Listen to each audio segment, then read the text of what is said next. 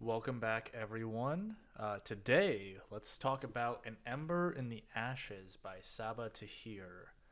Um, all right, let's get started on this. Start off with the pros first. Okay, let's see. There's some interesting things in this world. I'm gonna try to do mostly without spoilers first for those who are interested in potentially reading it, and then I'll get into some spoilers later and give you a warning about that. There's definitely some interesting world concepts in this book. There's a lot of different factions, marshals, scholars, tribesmen, etc. There's also like some interesting divisions within the military organizations within the world. The masks are pretty cool. They kind of have this like they literally have masks that like meld to their faces, which I thought was interesting. It's creepy, but it's interesting. Um, the big thing with the two main characters is I do feel like they actually actively try to pursue their goals. There is a little bit of passivity in terms of like someone kind of pulling the strings a little bit in the background with Laya, but overall, like they actually will like kind of take their own destiny into their own hands, which is good because characters that are very passive tend to be kind of boring characters. It's more interesting if they're actually actively deciding for themselves that they want to do this. Um, there's a lot of good supporting characters in this book as well. I think that with the first person framework, the perspective of this book, it does lend way to more of that, an easier way to get into the heads of the main character and for us to see the side characters through their eyes.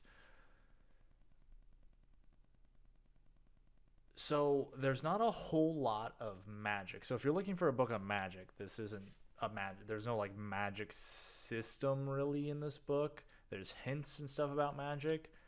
Um, but there are a lot of magical esque type creatures that I found kind of interesting. Um, there are definitely some things that are good potential, and there's I believe four books out for this series right now. I am working on the second book at the moment, so I haven't gotten too far into it yet. But let's talk about some cons about this. This is a pretty tropey book. That's just the best way I can put it. Um, there's a lot of like in terms of cultural development and world building, there's some work done for sure, but there's definitely a lot of like uh for example, the marshals are basically the Roman Empire. Like let's be honest, that's who they are. The names are the same type of naming scheme and convention. Um it's just the way they function seems very similar. So it doesn't feel like she spent a lot of time really diving in to the world building, um, which is,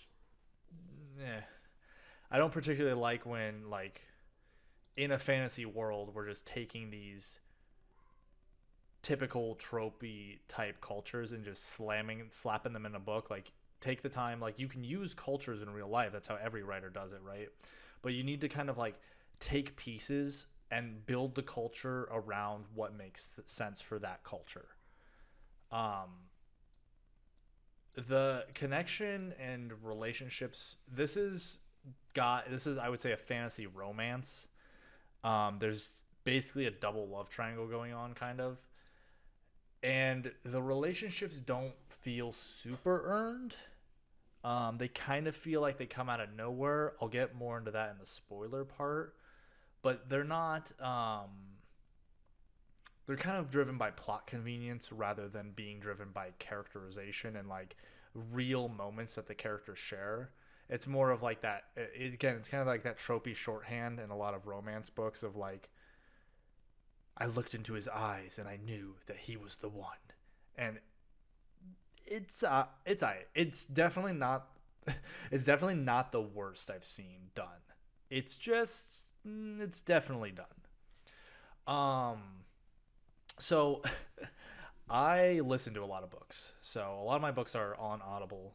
Um and Audible has sales a lot. So I just tend to get a lot of books that are in fantasy. I think this was one of the ones that was like a huge sale around Christmas time. Um, and I just threw a bunch of books in my cart because I was super interested in them, and this was one of them. I didn't realize this was a YA novel. There's nothing wrong with YA. It's just that I tend to read more towards adult fantasy rather than YA fantasy because I tend, in general, I find that adult fantasy tends to have a better depth to character and work done. But again, it's not bad. It's just not my preferred general reading style. Um,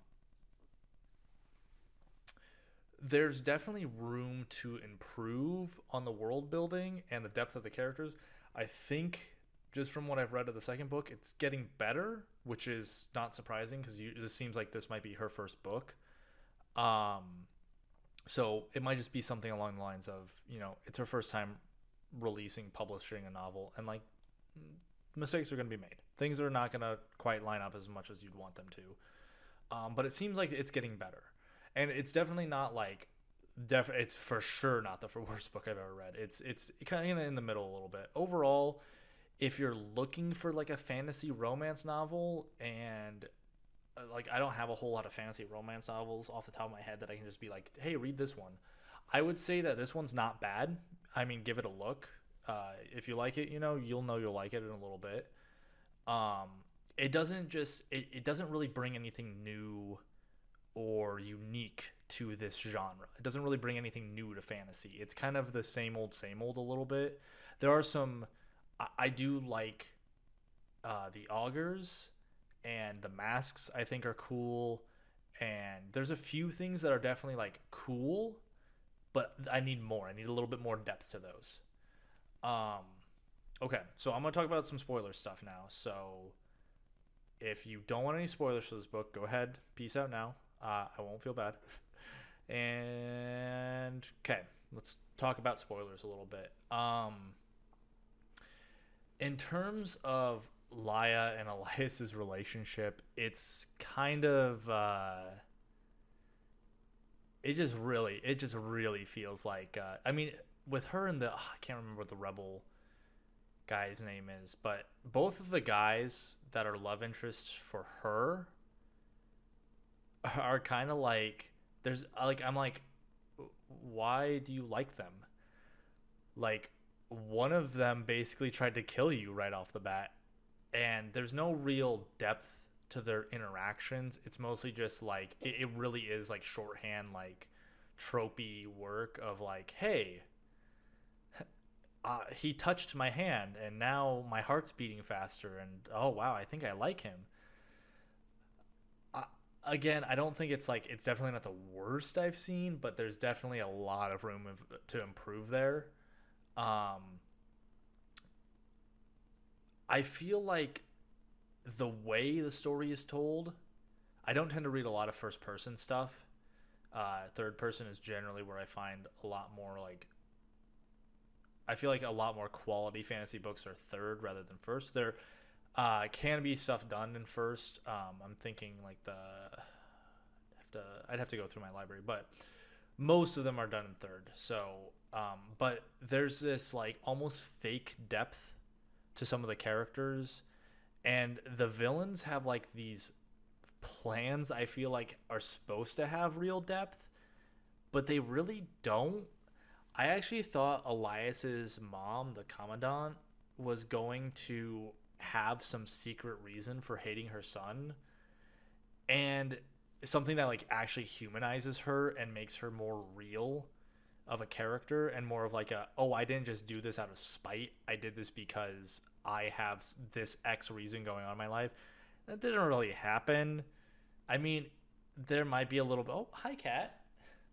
Um, that might happen, in the future books. Maybe it might be like kind of a retcon thing, but like it's kind of brought up in the first book, and it's not. Well, I don't think it's super well addressed. Again, it's not like the worst thing. It's just like I wanted a little bit more like reason that for what she was doing.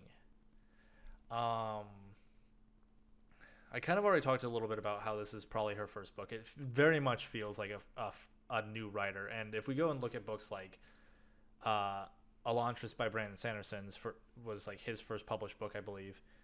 It Your first book is never going to be like perfect. There's definitely problems with like Elantris, and I bet there's tons of people who like it that are going to see this and be like, nah, what are you talking about? That book's amazing. Don't get me wrong, there's great stuff in it, but there's problems with it too. Um, Basically, like I, this book isn't bad by any means. I put it at average. Um, which is saying something because I've read some really really good books and I've read some really really bad books. Um, but this book definitely functions a lot on relying on old tropes, especially in this fantasy romance esque genre. And again, this is a book that's probably not, again, it's not directed towards like a male.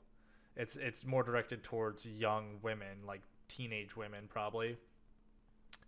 But I mean, I still want to talk about the quality of the book and stuff like that. I'm still going to read it. So, um, there's a lot of stuff that's cool, um, and cool ideas, but most of it is just like it's these tropes that just need to be like, if she would have taken a little bit more time to break them down a little bit and like really dive into this development of like all these factions and like who's at play with who, and like you could even base it around like this Roman Empire like concept, but it's been done so sorry. It's been done so many times over and over and over and over again, and I want people to bring something that's a little new. I think you can play on some of the tropes, but you need to bring some new things to the table too. Awesome. I think that's going to be it for this review. So, if you've read the book and you disagree with anything I say, you can always comment down below. We can have a discussion about it.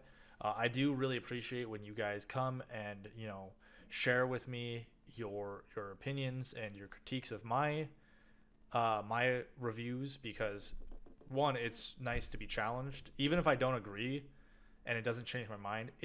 I really enjoy having the conversation and being forced to confront why I think this and address it.